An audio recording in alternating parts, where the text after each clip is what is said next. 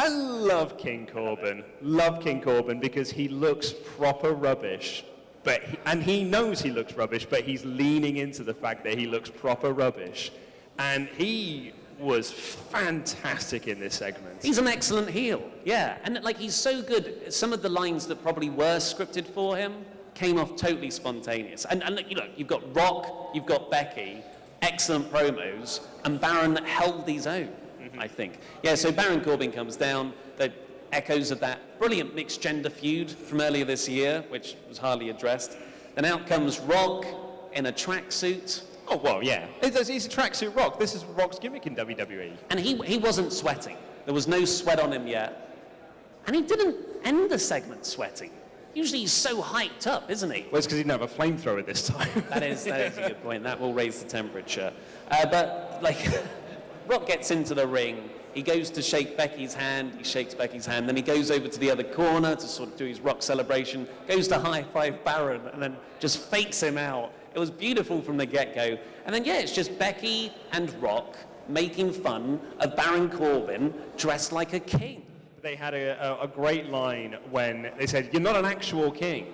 Becky, she calls herself the man, but she doesn't have a pair of testicles, which Becky replied by saying, "And if I did, they'd be bigger than yours," in reference to Baron Corbin. And he brilliantly just went, "My testicles are very adequate, thank you." Perfectly adequate. Perfectly adequate. And then, like, this is the great Baron move. After that fantastic line, he got a hometown heat line in. He made fun of the local sports team, something about LeBron James. LeBron James, yeah.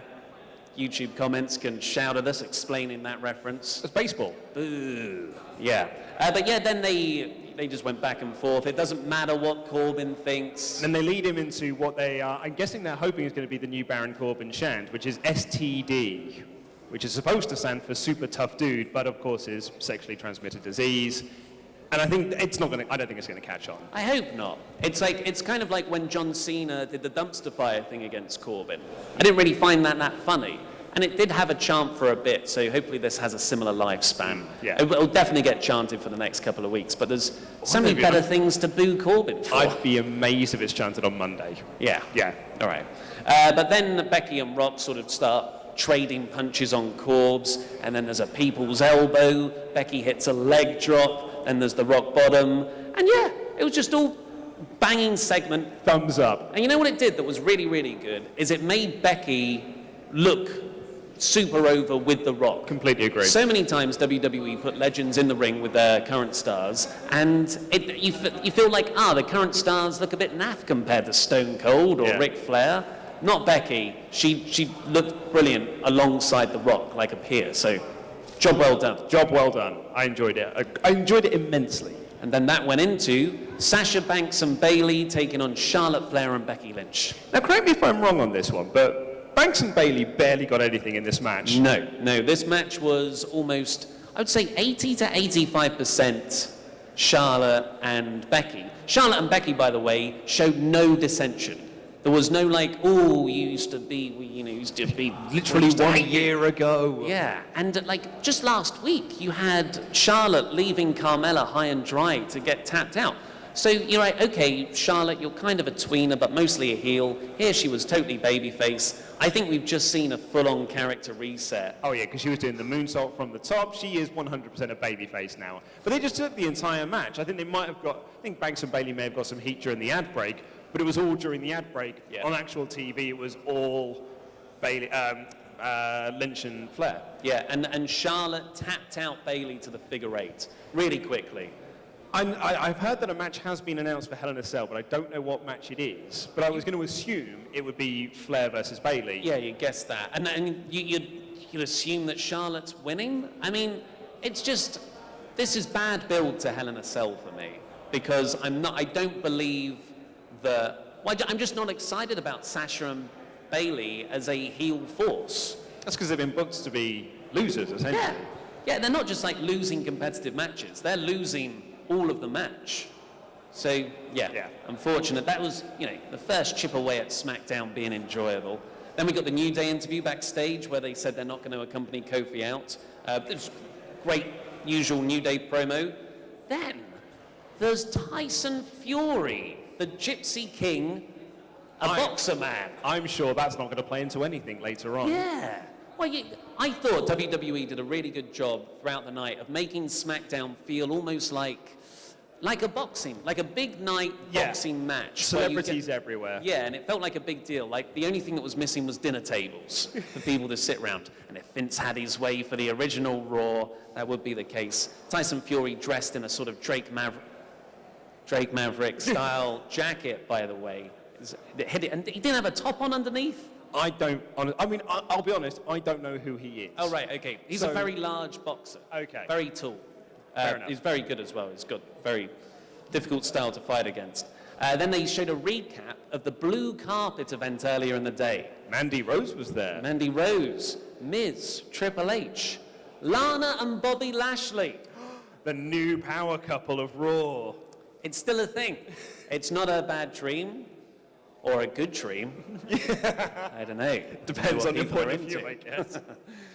And then, just to build up this sort of celebrity boxing feel, you have Mick Foley and Kurt Angle in the crowd as sort of the former Raw General Managers Support Club. I think they have to go out together everywhere. A Fiend Support Club. Yeah, as well. Which it's good you mentioned that, actually. Because seeing Finn Balor on NXT, which was cool, and then seeing Foley and Kurt here, I don't know if is now the time you want all these Fiend victims. Yeah, that's a good point. Yeah, that easy back to work. I would, for none of them to really address them being taken out by the Fiend. And being on the wall of friendship. Yeah, and I feel like that was a bit of a. It's not bad, but if you're really going to pay attention to that gimmick, I would have protected it a bit more. But that leads us nicely into the next match, because we had Seth Rollins versus Shinsuke Nakamura, a match I was really excited about. I was like, wow, that's cool. I mean, it wasn't like billed as Universal Champion versus Intercontinental Champion, because I don't think that really matters for Shinsuke Nakamura. No. Was Sami there? Yes, he came out. Okay, yeah. I must have missed that bit. Sami Zayn. Oh, by the way, Sami Zayn on the Fox coverage of the whole thing and the blue carpet, Mojo Rawley was there. And Fox billed him as Sami Zayn, with Sami Zayn spelt wrong twice. So it's like so many versions of wrong. It's glorious. Fox really know who they bought. Yeah. Oh yeah, hit that one out Nacho the park. Libre. Yeah. But this match they did a couple of moves, but it was all about Firefly Funhouse. Bray cut a promo on there. You could tell that WWE knew they were getting a new audience for this show, because they had to introduce what Firefly Funhouse is, what Bray's gimmick is, what all the puppets are about. So they had to introduce them individually. This is Abby, this is Mercy, this is Huskers. But it was all about Rambling Rabbit is a big Seth Rollins fan. And he's like, you got it, dude! Yeah, I'm Seth Rollins' #1 fan! This one and the other. And then Bray walks up to him and is like, what's all this? I need to show what the Fiend is going to do. Oh no, we're gonna recreate the match. We're gonna do a preview of the match. So they put Rambling Rabbit in this red cage with Mercy the Buzzard, and Mercy kills Rambling Rabbit again. Yeah, they don't show the death. It's just a shot of Bray going, ooh, ooh, Fluff flying at him. With fluff coming at him, and then eventually Rambling Rabbit's head. It was very well done. Well, I liked it. It was because he went to go get the body parts out of the cage, and Mercy was going to go bite him. He was like, oi, not you. Yeah, so that's and then they did the last post music, and then he just starts laughing manically. It was this, he's always very, very good, and these Firefly Funhouse segments are so creative and brilliant.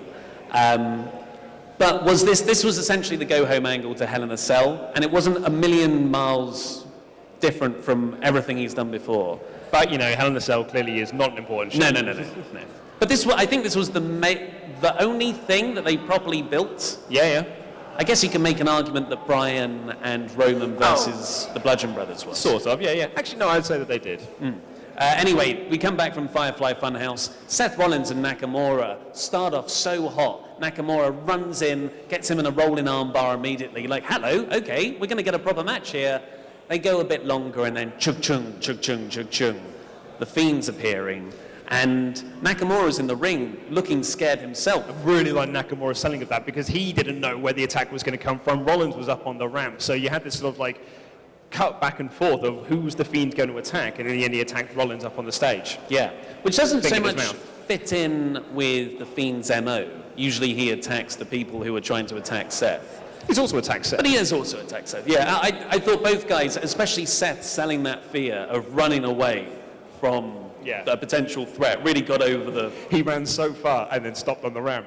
Yes, yeah. Well, I oh my think God, I'm I've got to get safe. away, but I need to stop here for a second. This set is nice. Yeah. That's how that ended. Not the most effective Hell in a Cell go-home angle, but at least it was a go-home angle. Then we got Kevin Owens versus Shane McMahon in what Laurie called a game of connect the spots.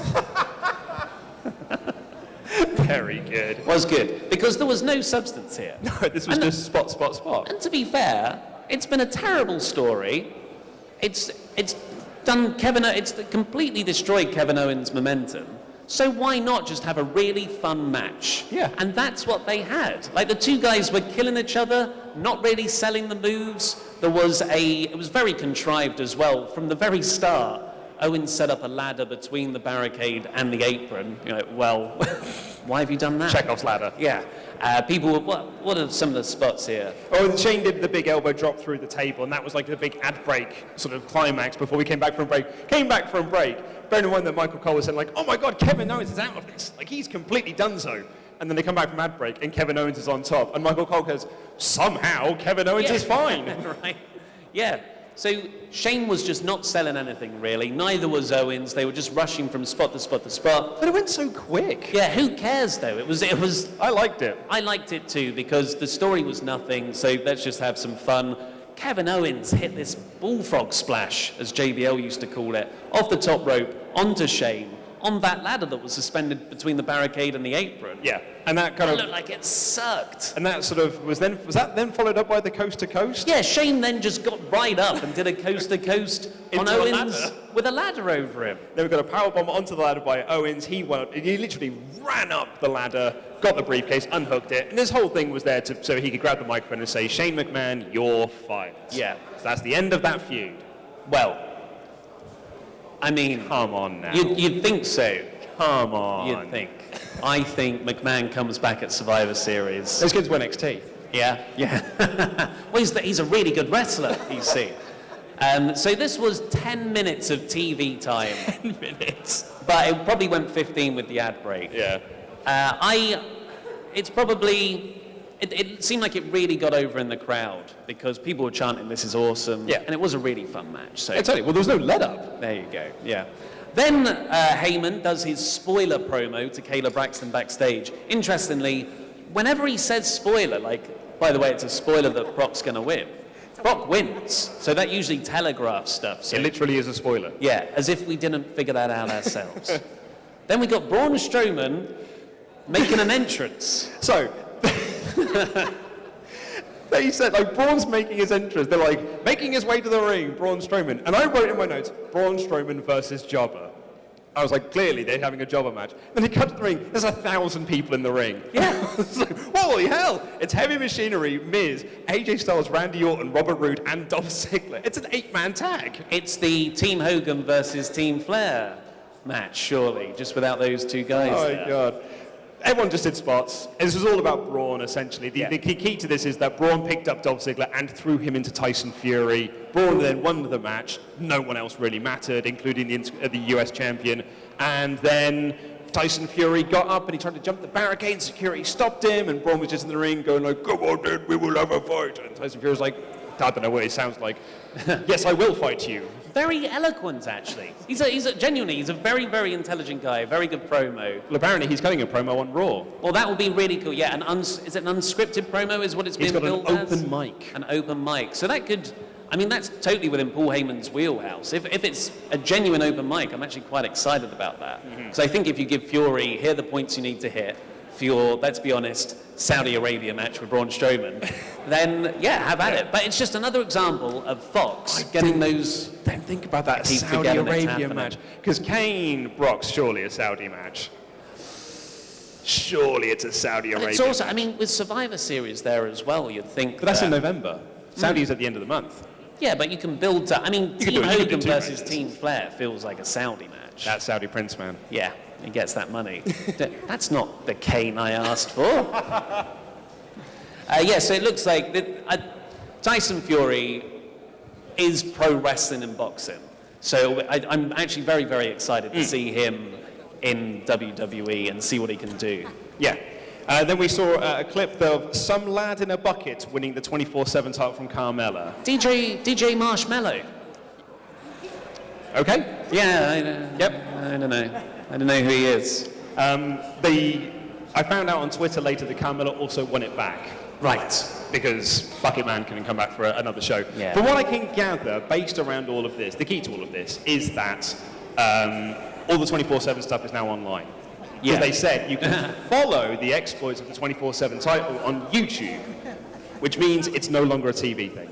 Yeah, it's been quite obvious over the last month that Vince McMahon has grown bored of the 24/7 title, where he must have thought it was the funniest thing before, because it was everywhere, it was running into every other match on Raw and SmackDown, but now, it's just a WWE.com exclusive or YouTube thing, the online world, where Vince McMahon definitely writes his own tweets. Oh yeah, absolutely. And then we got Roman Reigns versus Erick Rowan, a Clash of Champions rematch, but this time with lumberjacks. So you get to know who all the geeks are. Yes, and some of the people, like Ricochet was out there. The Viking Raiders. They were lumberjacks, and they've done this before. I can't remember what the other lumberjack match was. I think it was an AJ Styles Ricochet lumberjack match. Yeah. When they just did that match over and over again, but with different stipulations. I did think, why aren't the OC with AJ Styles in that 8-man tag? Not that it really matters. Yeah. But then I thought, it's because they've saved them for the really important thing, being geeks around ringside. Exactly. But at first I was like, well, why is it a lumberjack match? Like, it's just a thing that's thrown together. Roman could do a dive. Yeah, but I don't know why they didn't just say, because they're stopping Luke Harper from getting involved and Daniel Bryan. That's nice. Yeah, that's a nice bit of storytelling. Because then Luke Harper runs down near the end of the match and, starts beating up all the lumberjacks. Brian, I know you called him Brian Alvarez for a second then. Daniel Bryan, I did like him on commentary saying, this is why I'm here. And because when Luke Harper runs down, and he just gets up in the commentary desk, runs round and starts attacking Harper right from the get-go, which I thought was a really, really nice spot for him. Yeah, and Roman did a dive. It was just more spot. Hey, Fox, we're entertaining. Tune in every week, guys. It just, at this point, it felt like they were running short on time. It almost felt like they'd booked a 3-hour show, forgetting that SmackDown is only 2 hours. We thought the deal was... no!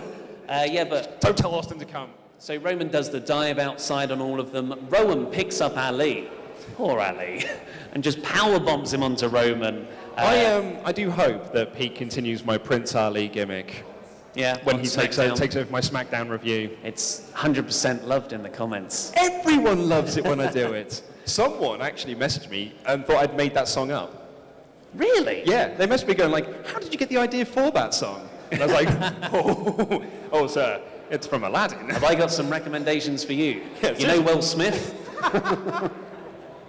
So Roman hits a crossbody on... Rowan, hits this awesome crossbody. I really like how he throws himself into this. But that was a fantastic near fall. Yeah, it was really good. And then Harper and Bryan get into the ring. They brawl a bit, but Roman manages to get the win. Yeah, he hits the spear because Rowan sort of distracted himself with Bryan, and then Roman hit the spear on Rowan and got the pin. And then Bryan offered the handshake afterwards, and they shook hands and they celebrated. I've got them down to win on Sunday. I hope not. I hope they get screwed out of a victory, just because I think Rowan and Harper need the win more. Yeah. But going by how WWE are treating people who seem to want to stay with them, or they've made stay with them, Rusev, Harper, Banks, Bayley. I did think Harper's there to take the pinfall. Yeah. Also, Corey pointed out, that's okay because it's a no DQ match. I felt like that was a bit of a slight at the AEW main event where we were all very confused in that 6-man. Absolutely. And then the main event was Brock Lesnar versus Kofi Kingston, where we kind of know what happened. Should we do a full play-by-play of that long, detailed match again? Kofi ran into the F5 and he lost. Yes. Because it wasn't about that, was it? No. Rey Mysterio's music hit. And this is exactly what Dave Meltzer reported on Monday. But he makes up all of his reports. He said, Rey Mysterio and the Dominic angle with Brock Lesnar was done to set up a Cain Velasquez versus Brock Lesnar match. And we both said at the time, that's ridiculous. You just need to put Cain and Brock in a match. And the other ridiculous side of that is Cain Velasquez versus Brock Lesnar does not need the WWE Championship attached to it. you've got so much context and substance there already, based on Cain being the one who beat Brock back in the UFC for the heavyweight title. Yeah. You don't need Rey Mysterio, Dominic, because when Cain comes out, a lot of people thought Cain was Dominic. Yeah. And just shaved his head and gone serious. But let's look at the positive for this in terms for WWE. This is a big get for them. Yes. Because Cain Velasquez was in high demand from pretty much every company. AEW wanted him, New Japan wanted him, pretty sure Impact probably wanted him, AAA wanted to keep hold of him. And so WWE being able to give him the almighty dollar and sign with him, although apparently Cain has said he hasn't signed with WWE. Yes, yeah. But you've got to think it's pretty much a done deal. Yeah. Because WWE would not pull this trigger essentially and have him on TV and start setting up a main event feud on Fox on Unless their it's a debut one night. and done thing though. Oh, what, you mean like Cain and Brock have a program after that? And then he can go back to AAA and AEW. Yeah.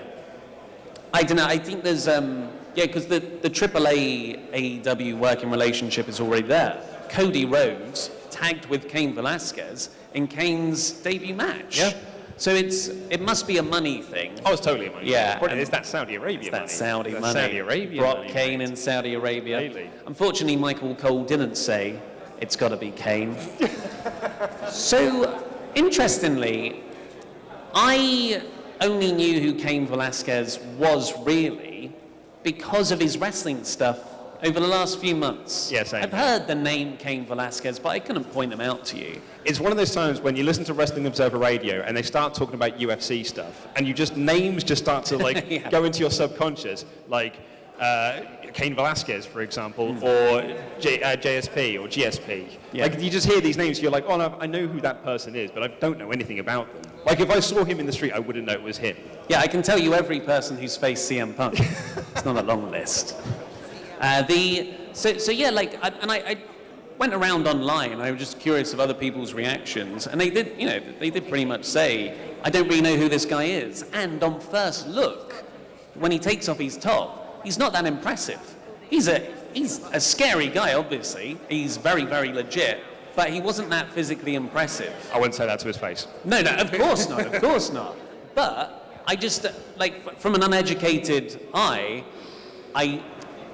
I don't think it came off as the go-home angle, like the big-time angle. Yeah. It should have been. But I think Cain versus Brock is a huge money match. I think it's a fantastic angle to close this more sports-orientated Fox product. It's just a shame it came off the back of the Kofi stuff.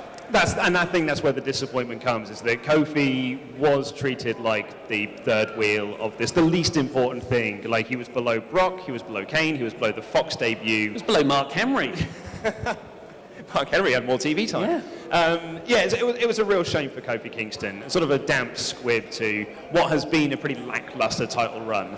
And there has been reports that Brock Lesnar will now be a more permanent fixture in WWE, but I'll believe that when I see it. So, worst case scenario, we've got a part-time champion again with a challenger who's also a part-timer on Smackdown.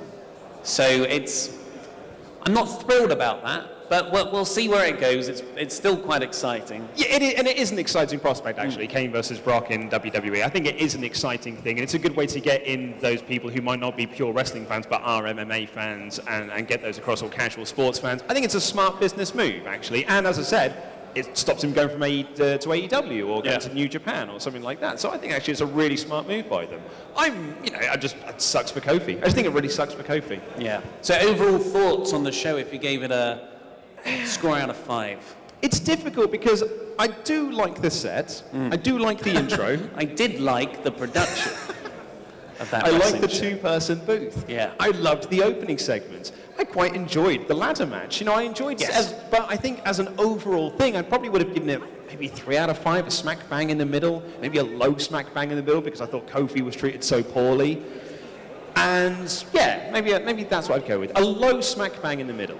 I think I would have given it a 4 out of 5 if they'd given Kofi 3 more minutes. Yes, and there were so many minutes of Cain and Brock just staring at each other that easily could have been given to the match. And if that match had been given more time, it would have been it would have had a really nice like climax to his title run and the show itself. Yeah. And I was thinking leading into that title match, I was like, man, I'm really looking forward to this match to save this show. And then unfortunately it didn't. I must say, I forgot this bit. Brock sold the Cain, like the fear of Cain so well when he was backing off. But and then he came back down. But it also says then that all of your WWE wrestlers are actually rubbish. Yes. But those UFC fighters, they're legit stars, and you should be scared of them. Well, yeah, so I'll give it a 4 out of 5, but because of the Kofi stuff, a 3 out of 5. And that's all we've got time for, folks. Thank you ever so much for being at the first ever WrestleTalk, hopefully live streamed. Thank you all. We've got a hell of a WrestleGate show coming up now. Oh, yes. Can't wait for that. Our boy Callum. He's gone. He's gone. Callum didn't stick around. Yeah, but we still love him. And Rampage and Lucas in the Emerald Grand Prix final. That's going to be heavy hitting. What the? But yes, for now, this is going to be weird. Click the videos that have just appeared on the screen and to catch up with those awesome WrestleTalk things. And this button right here, which will make you a pledge hammer on Patreon. I've been Ollie Davis. This has been Luke Owen.